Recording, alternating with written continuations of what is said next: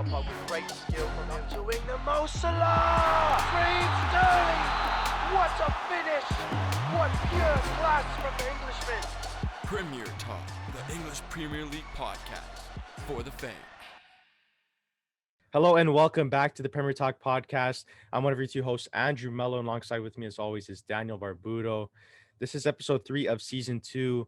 We're going to call this one Liverpool Concede Their Title, ? We're not sure. You're going to have to see in this episode. A lot of games this week, match day 24. Table shifting quite a bit. I'm going to dive into it here, Daniel. Yeah, it was an exciting week in the Premier League. We're going to kick us off with the starting lineup. We got our match day 24 recap. Got a table recap. We got who's best equipped for success in Europe. And then we got some fan questions at the end of the episode here. I'm going to kick us off with match day 24 recap. We had 4 games on Saturday, February 13th. The first one was the biggest game, I think. Leicester versus Liverpool. Leicester took this one 3-1. Salah scored in the 67th to put Liverpool up 1-0 after a beautiful assist from Firmino, a nice little back heel in the box right into Salah's left foot. And then Leicester scored 3 goals in 7 minutes to come back in this one. Maddison scored the first in the 78th. Vardy scored the second in the 81st. And then Harvey Barnes scored the third in the 85th. And these were a massive 3 points for Leicester. It bumps them up on the table. They're sitting nicely right now in, I believe, third. And this was a huge drop, 3 points that were lost by Liverpool because they're sitting now 13 points back of league leaders Manchester City. And there was an interview after in this one where Klopp was asked, Jurgen Klopp, the manager of Liverpool, was asked if he's finally conceding the title, being 13 points back of the lead. And he said, yeah, it looks like it is finally time that he is conceding the title. Andrew, how do you feel about this one? It was a really good game. They were sort of jolstering for the lead there early on in the game. And then finally Liverpool got the breakthrough goal. And it was a crazy flick on back heel, whatever you want to call it, from Firmino in the box. And then Salah just netted that finesse top corner, no problem. It was a brilliant goal there. So Liverpool, they got the first goal. They drew first blood. It was coming in the later stage of the game. Maybe they could hold on, but that wasn't the case in this one. Leicester, they just turned it up a gear, and there's obviously that questionable call, the VAR decision where Maddison shot the ball through a crowded goal and Alisson couldn't see it, and it ended up going into the net. And who was there? It was Amartey, and it looked like he may have been offside. VAR, they went to VAR. He was onside. His hand was on, but it was just strange because he tried playing the ball, and the rule in football and soccer is when you try playing the ball and you're in that position, it could be overturned. And he looked like he was onside. His hand was just onside. I don't know. It was a questionable call there, but from that point on, Leicester just took over and they scored 2 more goals. 2 defensive errors from Liverpool. The second goal for Leicester was an easy empty net. He literally ran the ball into net, Jamie Vardy. That was because Kabak and the new signing Kabak collided with the goalkeeper Alisson. Alisson came out quite recklessly. I think it was more Alisson's fault than Kabak's fault. They collided, and it was a loose ball, and he just ran it into empty net. And then the third goal was so nonchalant. The defending was so nonchalant. Harvey Barnes just got the ball, and he had loads of space in front of him, and easy finish for Harvey Barnes. So no chance there, just because their defense let them down for sure. I want to go back to the Vardy goal. You got Kabak, the new signing, Alisson, who has made a few mistakes, I think, in the last couple of games. Do you think he could have done? I think you're a very well-known, you're a great goalkeeper. And I think your new signing, you got to be calling him off the ball in this instance. I think that he did a poor job, especially Kabak being new, being young, may not know the team as well, may not know what his goalkeeper's thinking as well as veterans would on this team. But do you think he could have done a little bit better, maybe calling Kabak off this ball? Again, going back to it, I think that Kabak was right to go challenge that ball. He's the center half there, and it was kind of far for Alisson to come out. So I don't know. I think he could have stayed in goal. He should have been off his line, of course, being ready for that to pounce on that ball. But he just came out so recklessly, and it looks like there was a lack of communication there, and that ultimately costed them the goal there. So, and one more big thing I want to point out: Salah saying after the game, after he heard that Klopp said that they would concede the title. He said that no matter what, he's going to defend this title for his life. I think it's good on what Salah said. I don't know if Klopp is acting too early because there's still a lot of soccer to be played.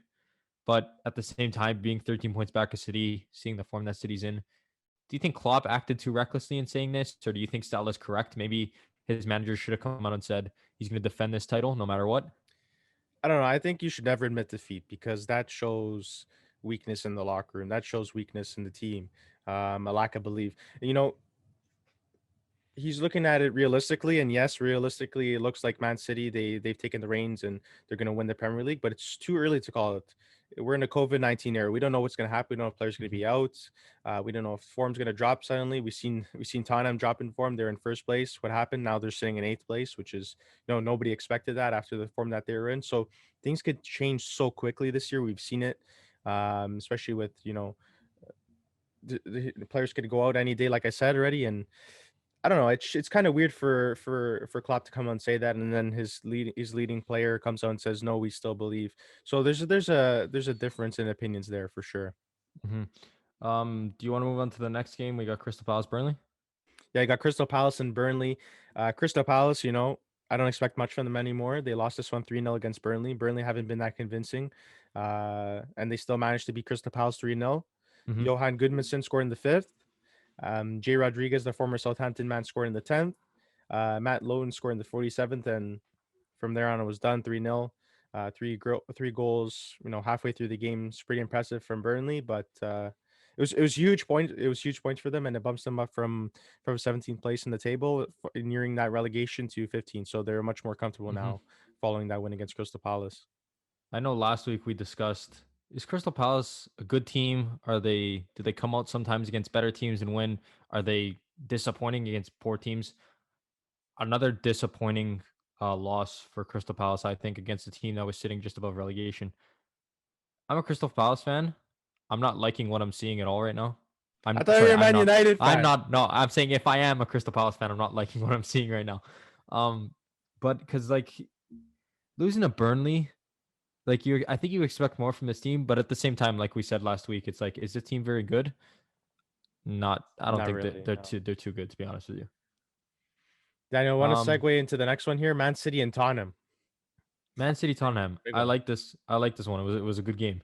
You got Rodrigo, the center defensive mid, scoring from the penalty spot. They've had trouble scoring from the penalty spot. I wanted This to see team, Ederson take that, Ederson. I man. knew you were expecting Ederson to take this one. I knew it, especially from last week when we talked about how Pep said that maybe Ederson might be taking one. He ended up scoring, which is good. He scored in the 23rd, and then Gundogan continued his phenomenal form, scoring in the 50th and then again in the 66th. And his second goal was assisted by Ederson, which I find hilarious. Yeah, Ederson, Um, he's done it before. He's assisted goals before with the long drop kicks. He's just so good with his feet as a goalkeeper, one of the best in the world, in my opinion. And seeing of late what Allison's been doing and seeing what Ederson's been doing, I feel like Ederson should be given that nod for the Brazilian national team because he's never really been given that opportunity because Allison's been so good. But you've really mhm. seen some errors from Allison, and Ederson's been much more safe in goals. So that's just a little note for the Brazilian fans there, what I think, at least.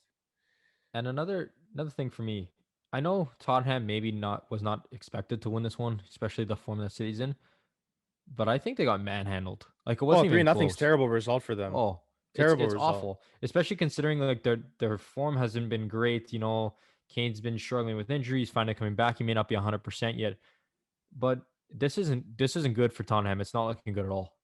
Yeah, they're rumored to go out and swoop the Aston Villa center back Konsa. He's been good. They want to fix that defensive pairing. They haven't really found a solution to that. They try to keep pairing someone with Alderweireld, whether it's Sanchez or whether it's Dyer, and I think Dyer's been poor. I think Hmm. Sanchez proves to be reckless at times. So they're trying to find that guy. They even brought Rondon in from Swansea, the second division side. He hasn't really been getting too many minutes. So Mourinho's trying to figure out that center back pairing, and they haven't found the solution. And I think that's really where they struggled a lot so far. And they need to find someone that can be in there consistently, someone that'll play more often than not and not make the silly mistakes that they've been making. Hmm. We're gonna move on to the next one here. Just a quick little game: Brighton versus Aston Villa. This one ended 0-0. There was no goals. It's an upsetting draw for Aston Villa fans, considering they're sitting in eighth right now, and Brighton I think is sitting in like 17th. You need these 3 points if you're Villa to continue. Uh, I say they've been in decent form lately, and Brighton is sitting pretty low on the table. This is just points that are really needed if you're an Aston Villa fan. Brighton's one of those teams that's been scrapping out wins, and not scrapping out wins, but scrapping out points. Really, Hmm. there's been some games where they look like they lose, and they end up coming out with a draw. So they're just a very scrappy team, I feel, and Hmm. teams underestimate them a little bit because they're a lower tier side, but they've been getting some results of late. So good for them. We're going on to the next day. We got Sunday, February 14th. Another 4 games in this one. Andrew, you want to kick us off with Southampton and Wolves? Yeah, Danny Ings scored a banger. Beautiful. Oh, It was a a volley. banger! Banger was is. Oh, that was an amazing goal. It was 20, disgusting. 25th minute there. So Southampton were up 1-0 against Wolves. Ruben Neves in the 53rd. He Ruben scored Neves. he scored from the penalty spot. And then I, I don't even know where to start. It was like Messi. It was like Messi took over. Messi-esque. Yeah, it was Messi. Yes, it was like Messi took over Pedro Net's body, and he just darted through a bunch of defenders. He found himself at the byline inside the box, and from an angle that most players wouldn't score from, he finessed it past the goalkeeper to give them the leading goal and the winning goal. So just a crazy play from Pedro Neto. He's so underrated. We talked about him before, and in my opinion, he's one of the best U20 players in the league. He's only 20 years old. Um, Great business from Wolves to bring him in to find a replacement for Jota, because Jota was so good for Wolves, so consistent for Wolves, so dangerous for Wolves up front. Hmm. And they bring in another Portuguese guy, another Portuguese player, and he's found success early on. I don't want to give him too much hype because we want to see more. It's only a small sample size for him this year. He's finally getting to start. But it is so promising. If you're a Wolves fan, it's such exciting times to see a player like that in your starting 11. I would love to have him on my team on Benfica. So very lucky for Wolves fans there. Yeah, it was a lovely solo run. It was fantastic. Just quick feet, nice finesse around the goalkeeper. I think he is an exciting talent that we're obviously going to look at. I think most Premier League fans are because most people love. I love young talent. I know we've already discussed this. Young talent for me is fantastic. I like seeing young players come into the league and succeeding, or even players that haven't been given a shot and then they get given a shot and it's fantastic. Um, this was a great one here, 2-1. I like that Wolves scrapped out the 3 points because they really needed it, and I think this was a really good game to watch. To be honest with you. Yeah, it was a really good game. Quite even, the teams, and overall just a huge win for Wolves. They want to just keep progressing forward because they didn't get the start of the Premier League season that they wanted. They would have hoped for, and that they're accustomed to since they've come up to the first flight. Um, but I think they'll start stringing together some wins here, and I think that they'll continue progressing further and further up the table, for sure. I want to move on to the next one here. My disappointment of the week. Tears, Daniel, just tears. We we got West Brom versus Manchester United here. This one ended in 1-1. Not very happy about it. Diagne scored a header in the second minute after he beat Lindelof to the ball. A nice header from him. Nothing really you can do about it. Maybe defending, sticking a little bit closer is all that can happen. But it was a lovely header. And then Bruno Fernandes netted a wonderful volley. I think it was fantastic from Luke Shaw just before halftime. And I think this gave United hope. They're facing a team that's in 19th, sitting just above Sheffield. I know they've already lost to Sheffield, so this coming in as a United fan, it's a nerve-wracking game because you expect them to take the 3 points, but obviously looking at it now, they didn't. And then the United were awarded a penalty. But after VAR went to go look at it, they looked at it and they said Maguire went down on his own. It was really soft. He did dive a little bit later, or he did dive a little bit. I don't know why I said later at the end of that. And then after near the end of the match, there was a Maguire header, which was denied by Sam Johnstone, and he was a former Manchester United man. So you're getting denied by former Manchester United people. Doesn't make this outcome much better, but It just it makes it was sting. it It was just it makes was it sting a sad. little more, Yeah. Daniel, for sure. This is what separates champions, Premier League champions, from the second place teams, the third place, Hmm. the fourth place, and so on, because these are points that you need to secure, and they failed to secure against the lower tier side in West Brom. They failed to do it weeks prior against Sheffield, and I think that Sheffield game was the deciding game where they dropped points, and then Manchester City was able to really separate themselves from the rest of the table and separate themselves from Manchester United. And ever since then, Man United, they've obviously strung together some good results, but some poor results as well. And Mhm. consistency is key in the Premier League. We see Manchester City be consistent over a sustained period of time, and that's why they're sitting in first place. That's why they Mhm. are where they're currently sitting, and that's why Manchester United's in second place, rightfully so, because they're dropping points against West Brom, 5 points against Sheffield. relegation sides. Yeah, not too good from Manchester United, but definitely there's definitely some positive notes to look forward for next season. I don't think they're going to do it this season. I think it's too far out of reach. Mhm. Um, but next season, looking forward, they need to really figure out that center back partnership similar to that of Tottenham, because they have some really good talent, attacking talent. Rashford, Bruno Fernandes, Martial. Like it goes on and on. And they got Pogba there in Mhm. the middle if he stays. There's some really good pieces to that Manchester United team. They just need that guy at the back to really lead the team. Maguire, I don't think is really that guy. Mhm. I know they're linked heavily right now with Ramos. We discussed it. It looks more and more likely like it may happen. I'm very hopeful considering I think Ramos is he's proved to be one of the best defenders over the last decade, I think. Yeah, he's class. Uh, Yeah. He is phenomenal, and if they can get him, I think that would solve a lot of Manchester United's problems in the back, like a lot of them. Yeah, we're gonna go to the next game here, Daniel. Arsenal and Leeds, my dark horse team. Been doing okay. They just got promoted, so I'm not saying they're gonna finish top five. But they're doing okay. Hmm. They didn't do okay on this day though. Not okay. Arsenal. This is a statement victory from Arsenal because Leeds is not a bad team either. This is not a team like Sheffield. They're actually got some good players Hmm. in their lineup. And I was talking trash about Abba last week, We saying were. that It always happens. Mike Dean puts up better numbers than him in terms of red cards to goals. But Abba, he comes out and he scores a hat trick. Got a penalty too, to secure the hat trick, and then Bellerin also saw a goal. He scored too. And Arsenal at one point in this game they're up 4-0. And then Leeds, they came back and they got a goal from Costa and they got a goal from Stuick. So the game was already done 4-0, and it was Mhm. nearly impossible for them to come back. At least they got on the score sheet here, but a decent win for Arsenal today. Seeing Aubameyang back on the score sheet and scoring goals, it's great to see if you're an Arsenal fan. I know he's been underperforming all year, but there's still, like I said before, lots of soccer left in this year. He needs to get his goal tallies going because 3 goals against Leeds. He needs to keep this up. He's a player that is he. I think he's probably the best player on Arsenal, and he needs to show it because so far this year he hasn't. Hopefully now his confidence gets boosted a little bit, and he can start putting more goals back in the back of the net because he really needs to. Yeah. Hopefully it stays in the Premier League, not in the Europa League, because they're going against Benfica this week on Thursday. So, Abba, you can, you leave your goals for the Premier League score sheets, not for the Europa League. All right. So, For Andrew's sake, he hopefully he does. We're gonna move on to the last game here on Sunday, Everton and Fulham. This one ended 2-0 for Fulham, which is I think disappointing if you're an Everton fan. yeah, super And even disappointing. super disappointing. You got Josh Maya on loan from Bordeaux. He scored a sweaty goal and then cleaned up a rebound. He got, I believe, both in this one. They did. He Got a did. He brace. did. He got both in this one. Um, if you're Fulham, this is a great result.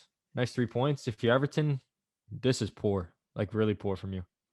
Yeah, It's almost Manchester United dropping points against relegation sides. Poor. It's this close. match day 24 is weird because a lot of the lower tier sides managed to get points on this Hmm. week, and it was against unlikely teams. So, um, you would have never guessed for these teams to be getting the results that they did this week, but they ended up, doing so, and keeps the bottom of the table that much more interesting, right? We don't, Sheffield, obviously, I think they're going to go down for sure, but Fulham, they're still, trying to hold on to the league. And, we'll see. We got to stay tuned and see if they can get some more upsets. It's part of football, right? It is. We're gonna move on to the last day of soccer. We got Monday, February 15th. West Ham versus Sheffield. There was 2 games in this one. West Ham versus Sheffield was the first one. West Ham beat Sheffield 3-0. I think this was a typical win for West Ham, very needed against a lower tier side like Sheffield. Declan Rice converted a penalty in the 41st, and then the center back Diop scored in the 58th, and then fullback Ryan Frederick scored in the 90th +6. So, a couple of defensive players coming out for West Ham, helping out on the goal sheet. And this is good to see if you're West Ham. Yeah, no Jay Lings, but sad to see Jay Lings not getting on the score sheet. But yeah, He good will next win. week. I hope so. I hope so. I love J Links. Shout out J Links. But yeah, convincing win for West Ham. They really needed to show their dominance against Mhm. Sheffield, which we just mentioned. They pretty much solidified their spot going down. They're not of caliber for the Premier League, in my opinion. In a lot of people's opinion as well. But just a good result for them, and they stay in that top five, the race for top five. It'd be incredible to see if West Ham would be able to secure a Europa League spot, Mhm. or even possibly edge forward into a Champions League spot. Who would ever expect West Ham to do that? And it'd be amazing for that fan base because they got such a devoted fan base. They're based out of London, and yeah, it's got a great following. So it'd be really great for the Hammers to see Europe next year. We got the last game of match day 24, Chelsea versus Newcastle. Chelsea won this one 2-0. Chelsea. Chelsea won this one 2-0. Andrew, I know you're excited about this one. Take it away. Yeah, it was just Werner. Werner. This game was a Werner statement game because, Newcastle's a decent team, in the Prem, and they're hard to get to results against sometimes. And 2-0 is a good scoreline in this one for Chelsea. Tuchel has yet to lose under the command of Chelsea, and it was Werner's day to show the haters, I'm here. I'm ready to make an impact, and he does. Giroud comes on for an injured, I believe it was an injured Tammy Abraham, and he comes on and he ends up getting the goal because Werner, he made a great run down the line, jetted down the line, cut in, cut out, found his way nearing the 18-yard box, and then he slid a pass across that hit some legs and it bounced around and fell to Giroud. So substitute Giroud got on the score sheet early, and then Werner, it wasn't the most glamorous goal. It was a back post loose ball that he managed to pounce up upon later on in the first half, and Werner bagged the goal as well. So he got a goal and assist, man of the match in my opinion, and just a good result for Chelsea. No goals conceded. That's an important stat line there too. Mm-hmm. Another clean sheet for Thomas Tuchel's men. So um, very convincing from Chelsea in terms of finding themselves again, finding their form, and this is something you want to see from the Blues. I think the three main talking points in this one are Werner, Tuchel, and Edouard Mendy. Because I'm gonna start off with Mendy. Mendy's been fantastic. Lots of clean sheets. I know he was looking at I believe it was Czech's record for clean sheets when starting off at Chelsea. Um, he's been phenomenal. Tuchel, nobody expected him to come in here and be absolutely to be as good as he. I don't think anybody did expect him to come into this team and be as good as he has, because Chelsea sits in fourth right now, and I think that he's played a massive part in that. And then Werner. Werner hasn't scored in, I believe the stat was 100 days, which I know they don't play him up top like he would prefer to play. He's more out on the wing in this Chelsea squad. But, scoring a goal, it's big for him because he needs to get his confidence back up, start putting goals in the back of the net, just like Aubameyang, because they really need confidence to go out there and score goals because they're fantastic goal scorers. And hopefully he can get a goal tally up because he really needs it. Defensively, this Chelsea team looks really solid, really organized, and that's because Thomas Tuchel has implemented this three back. They did it with Lampard, but they didn't do it so well. They kept switching Mhm. out of it into a 4-2-3-1. But now they've really solidified themselves playing a three back with two wing backs. They've implemented Callum Hudson-Odoi playing out on the wing, which I think could work for him. It'll allow him to go forward, but he's also gonna have the responsibility of tracking back. And finally, a coach is giving Callum the minutes he deserves. He's so talented, so skilled. Um, so I think he's gonna continue to improve on his game, and Tuchel's allowed him to do that in this system. So there's just some moving parts that he's manipulated as a coach, and it's really benefited Chelsea, and they look really good as of late. Mhm.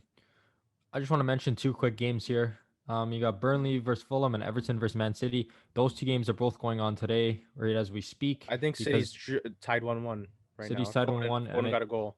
and I think the Burnley Fulham game was tied 1-1 as well. They're going on right now. It's a massive game for City because they have this is making up their game in hand. I think both these games are being made up because of COVID. I think there was little. Yeah. I think one happened in match day 17, one happened in match day 18, and they're just being made up now to get all the teams back to 24 games played. Yeah. So Daniel, we're pretty much done the recap there. We want to look at the table recap now. We want to look at the table after match day 24 has happened. So Daniel, staying at the top of the table, as we mentioned already, Manchester City, Mm-hmm. 54 points. In second, we got Manchester United with 46. Leicester with 46 as well, tied on points with United. Chelsea with 42. That's a big jump from eighth, which they're in not too long ago. Hmm. Um, and then West Ham top five. They round the top five there with 42 as well, tied on points with Chelsea. Then Liverpool, they've dropped because of that loss against Leicester. There with 40 and sixth place. Daniel, the top five. Do you think it's going to shift around a little bit more, or do you think Liverpool's going to be able to propel themselves back in and knock out West Ham from the top five? What do you think is going to happen here?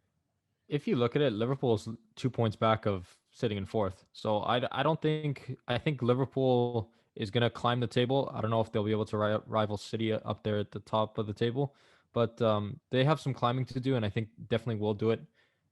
I hope for West Ham fans' sakes and the players and all the supporters of that club that they sit in the top five at the end of the year. I can't see it happening, but I hope for their sake that it does. Um, Even somebody like Everton, I think, can climb. You got Tottenham sitting in ninth with 36 points, and Aston Villa sitting in eighth with 36 points. Everton in seventh with 38 as well. There's a lot of teams here that I think can rival these top five spots to make it to Europe, no matter if it's Europa League or if it's Champions League. Yeah, they're so close there from 10th to I'd say about seventh. Um, 4 points off. Everton's in 10th, or Arsenal's in 10th. Sorry, with 34. And then you got Everton with 38. So they can shift around still quite a bit. Mhm. Um, but it's going to be hard. It's not going to be easy feat for teams like Arsenal and Tottenham to get back up because Everton and Liverpool and Villa, they're so hungry to get to Europe. So it's going to be hard for these teams. And then at the bottom of the table we have Sheffield 20th, West Brom 19th, even after that draw, and then Fulham. So Daniel, I think West Brom and and Sheffield are pretty much done, even though West Brom managed to get a draw against your Manchester Mhm. United with 13 and 11, because Fulham's sitting on 19th, or on 19, sorry, 19 points with 6 points in front of West Brom. Do you think that bottom three is pretty much solidified because you also got Newcastle there 25 and then Brighton 26, so they got a couple games in hand on Fulham there. Mhm. I think the bottom two are for sure solidified. West Brom and Sheffield. I think they're going down to the EFL Championship next year. Fulham, I think, has a chance considering they're 6 points back of Newcastle, 7 points of Brighton, 8 points of Burnley. That's a couple wins. You pull out two wins, and those teams get a couple losses in their next couple of games, and Fulham's right back in there trying to bump themselves out of relegation. I think if you're those teams, Newcastle sitting at 25, Brighton at 26, Burnley at 27, even Crystal Palace at 29, and Southampton at 29, you got to make sure that you're not dropping points. If you look at Southampton's form, their their last 5 games are 5 losses. Like that is just not something that you want to see from Southampton because they started off this year fantastic. They were sitting, I believe they were sitting like top five at one point in They the were, in the yeah. year. And you look at it now, you're 5 losses in a row. Like that's just ridiculously poor form. And if that keeps up, teams are going to be jumping over them because one win bumps up Burnley, Brighton, and Crystal Palace all above them, and then that drags Southampton all the way down to 15th. You need, if you're a Southampton, you need to be stepping up your game, getting as many points as you can because they're not that far from relegation. They're only 10 points back of relegation, or sorry, 10 points up on relegation. And there's still a lot of soccer to be played though, so I'm not really worried for these teams. But I think Fulham is the only team sitting right now in relegation that has a chance to be kicked out. Yeah, for sure. I have to agree with you there. There's still some hope, even though it's slim. The chances are slim. Daniel, we'll transition into our next segment here. Who's best equipped for success in Europe? So, yesterday UCL round of 16 began, and then today the second legs of games are beginning, and then we got Europa League on Thursday. Daniel, we want to know who do you think is best equipped for success in Europe? So we have UCL round of 16. We have Liverpool against Leipzig. That game was played yesterday. Liverpool won that 2-0. Good result there for Liverpool, considering they lost out to Leicester last time in the Premier League, as we mentioned earlier in the episode. Chelsea take on Atletico Madrid. That's going to be a tough game for two games for Chelsea. And then City go against Gladbach. City are definitely favored there. And then Europa League round of 32. We have Man United taking on Sociedad first away on Thursday. Slavia Prague take on Leicester. Mhm. Wolfsburger AC, based out of Austria, they're taking on Tottenham, and then obviously my Benfica are taking on Arsenal. Daniel, I want to know first off for the Champions League, who do you Mhm. think is best equipped for success there? I gotta go with City here. The form that they're in the Premier League, they're playing Gladbach. Not a very strong opponent. I want to talk about Chelsea and Liverpool quickly too.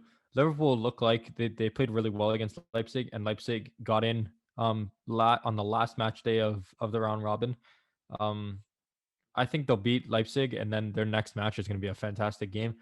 I I don't know if Chelsea's going to go through versus Atletico. I think Atletico is sitting top of the league in La Liga, and they both these teams have been on great form as of late. I think this is going to be an amazing game to watch. These two legs are going to be great, but I can't see I see City going really far in the Champions League. I think they're going to go the furthest.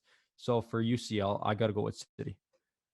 Yeah, I'm gonna have to agree with you there because Manchester City is they're on crazy run of form right now. Mhm, I think they're super hungry to win the UCL because they've constantly followed and fallen short year in and year out for the last handful of years under Pep. And I think they're the best equipped by far. They've got so much depth, so much talent. The form that they're in versus like Liverpool and Chelsea. Liverpool obviously it's still their defensive struggles have proven costly for them. And then Chelsea, they're going to be going against a great side in Atletico. That for me is a toss up just because of the way Chelsea have been playing of late. mhm, Atletico have dropped some games as well in their domestic league, but they've been by far the best team in Spain this year. So that's going to be in a very interesting two matches there. And I can't really, it's like a flip of a coin down. It's a 50-50. They're both so good and so well matched. So I don't know what's gonna happen. I don't know what's gonna happen that fixture. I think Chelsea might get the better of Atletico, maybe, especially under the new coach and Thomas Tuchel. mhm. Um, but yeah, City's definitely well equipped for the best equipped for Europe in terms of their competition in Champions League.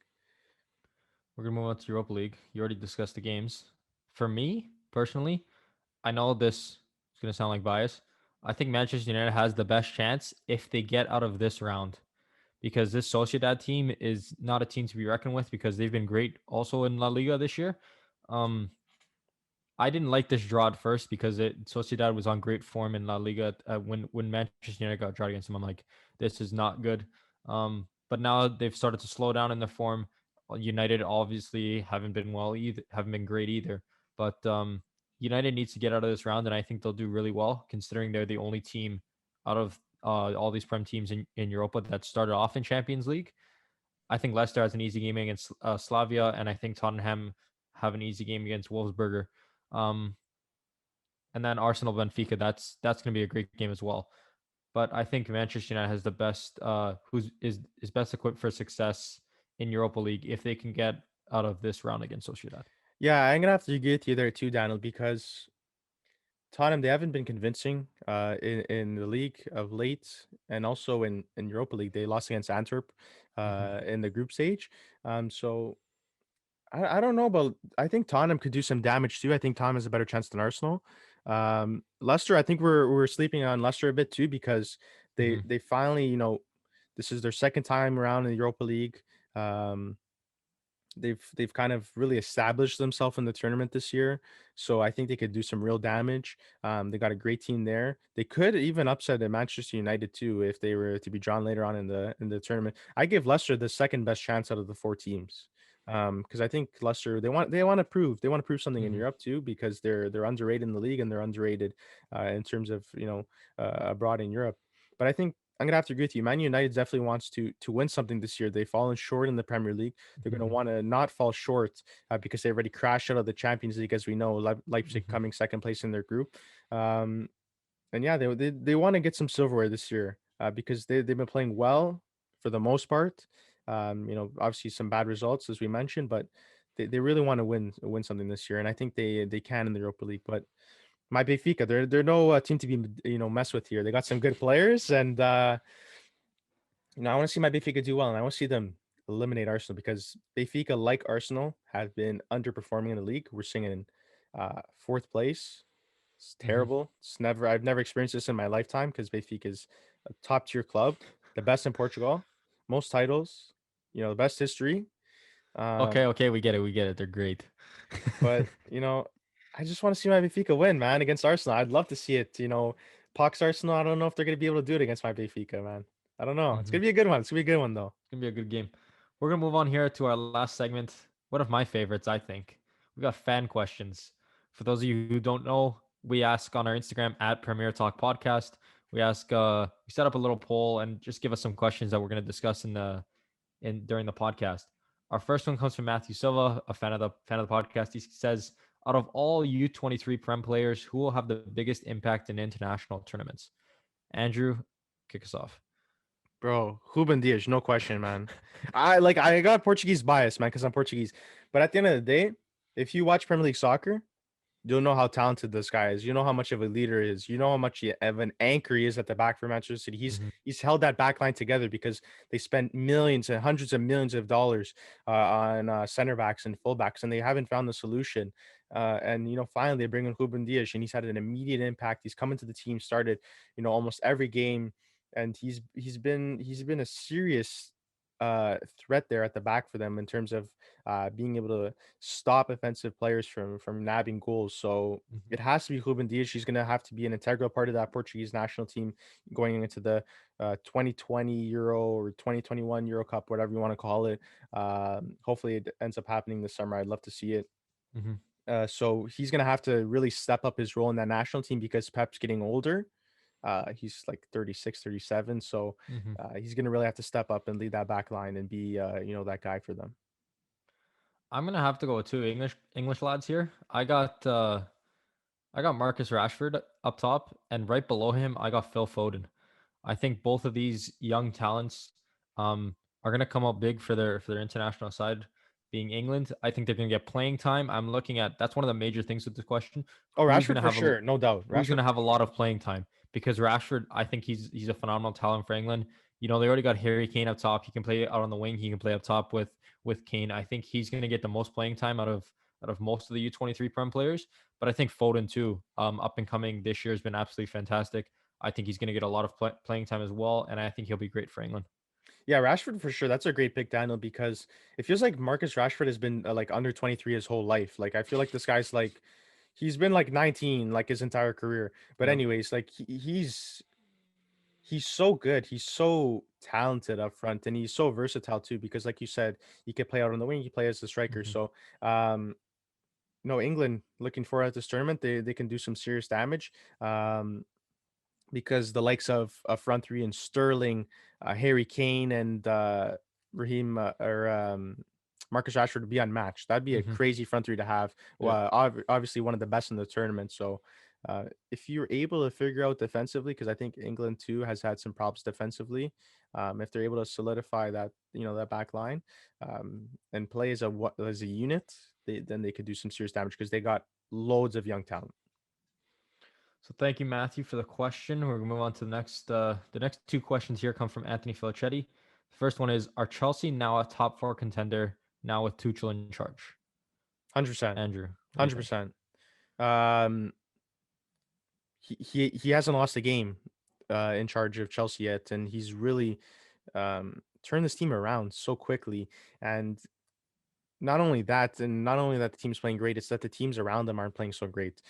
Chelsea, in order to stay in the top four, they're gonna have to contend with Manchester United, West Ham, possibly Liverpool, and Leicester. So I think they can they're playing better than those teams. I think they can. Um, because Tottenham and Arsenal are the question for sure. They're not going to Hmm. challenge for that top four anymore. So I think Chelsea can really get the better of like a West Ham. So I'm not too concerned that they'll fall out of the top four. I think they'll end up finishing in third or fourth. Who knows? They're going to really battle with Leicester for that third spot. But I don't think West Ham's the team to kick Chelsea out of that top four. I'm gonna disagree with you here. Actually, I think they're a top four contender, but I don't think now with Tuchel being in charge, it's changed a little bit for this team. Formation wise, a little bit of tactics, but I don't think Tuchel is the main reason why this team is going to be a top four contender. I think that the players that this team has, they were already for me a top four contender coming into this year. Hmm. Tuchel changes a little bit, but he's not the main factor of why this team is a top four contender. Yeah, they obviously have the talent there, Daniel, but I think that they're in such a bad slump. They needed something to change, and obviously that came with management, and they brought in Hmm. Tuchel, and we've seen it's like a spark igniting, and the team's really turned around. So, hopefully he can also inspire players like Kai Havertz to play a little bit better, because Kai Havertz has really underperformed, come with a big price tag. So who knows? Who knows what's gonna happen with Kai? Hopefully, he gets back into the form that he was playing at Bayern Leverkusen, because he looked unstoppable there. We move on to the second question from Anthony again. How long does Mourinho have before Tottenham pull the plug on him? It's such a tough question, man. It's such a good question. Thanks, Anthony, for the question, by the way. Um, it's so tough to answer this one, because yes, they've been so poor. They've lost in their last 10, they've lost 5 in all competitions. That's a Yeah, it's terrible poor. stat to have. I want to say Mourinho will stick around for the rest of the season, because I don't. Who are they going to bring in? Like, what better is it going to do for the team? And I don't think it's all Mourinho's fault too, because if you look at the guys he's putting out the field, it's what he's had. It's the best available, and tactically, there's not much to change with this team. Kane's been out at times, like you said, an injury. When the players aren't performing, it's not all on the coach too. I think we give a lot of bad rap for the coaches. Some of the blame has to be put on the players. And when you have guys like Eric Dyer that are making mistakes, silly mistakes, and Sanchez, like I mentioned before, and it's just not all on the coach. Yes, it's on the coach. There's some blame to put on him, but it's not entirely on him. I give him the end of the season. You're gonna say the end of the season? I'm gonna say not long, like not long at all. I think that they give Mourinho 3 more games, 4 more games. If he continues this form where he's going 50%, that's not good. It's not something you expect from the Tottenham team. And I think they'll pull the plug on him way quicker than people think. I think that he doesn't have very long. And if this team doesn't outperform, he's gone really quickly. Well, Daniel, that's the end of the fan questions. That's the end of the episode. That about wraps up episode 3 of Premier Talk season 2. A lot we had to unpack in this episode. We're gonna dive into next episode the results of the first round of the round of 32 and the round of 16 of the Europa League and the Champions League. We're gonna look at the next episode and elaborate a little bit more on it. Looking forward to that Chelsea game against Atletico. It's gonna be a really good one. Probably one of the better fixtures, most even fixtures coming out of the Champions League. So super excited for that. That about wraps up this episode. Follow us on Instagram at PremierTalk Podcast. Podcasts are on Spotify, Apple Music, Google Podcasts, anywhere you guys want to listen, we'll be there. And we thank you guys for all your support. We'll see you guys next time. See you later. Peace.